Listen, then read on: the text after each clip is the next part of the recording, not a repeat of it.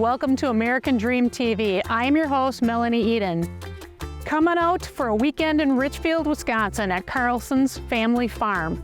Today, we are meeting with Paul Bobrowitz, the artist and inspiration behind spectacular sculpture. After we chat with Paul, we're going to be heading over to a new construction build.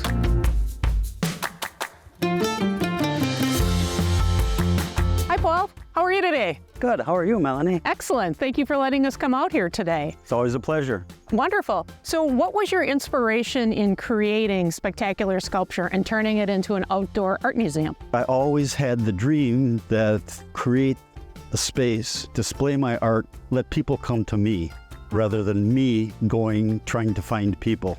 Well, what you have here is really amazing. I tell at least 20 people a year, and then they tell 20 people because this is a fantastic opportunity to come outside, enjoy nature, and take a look at your artwork. Now, up ahead here, we have a very interesting piece. Can you tell me a little bit about this one? This is the Collective 2, being the second iteration of this idea that I had of creating a piece that shows all the inspiration that feeds me, all my parents, teachers, relatives, friends, everything I read, everything I see, everything that anybody has ever suggested to me that feeds my brain to create what I do. Is there anything about your work here that you think when people come to your home that they should see or feel? Nobody should feel anything about art, in my opinion. Art is individual. If it touches you, great. If it doesn't, that's okay too.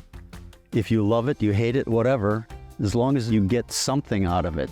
Well, I appreciate you taking the time for us to come out here today and make more art. I'm coming back. Next up, we're meeting with Jay Doyle of King Fogel Builders at his new construction build.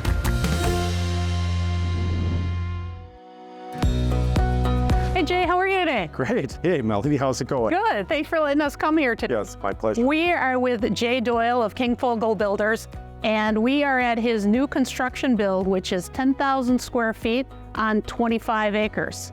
So what about the exterior of this house do you find as its greatest feature? I love the multiple roof lines. I love the covered porches on both the front and rear of the home, the tongue and groove cedar siding, the future stucco columns, the combination of the stone, the metal roofs, and the stucco exterior really helps to bring this house together and make it complete. When someone's starting a big construction project, what do they need to keep in mind when they're looking at a scope of work this size? Where do you start? Generally, the most important thing I would say is that you need to make sure that you have your budget intact before you start, and then you have to make sure that you're going to realize that you're probably going to go over that budget.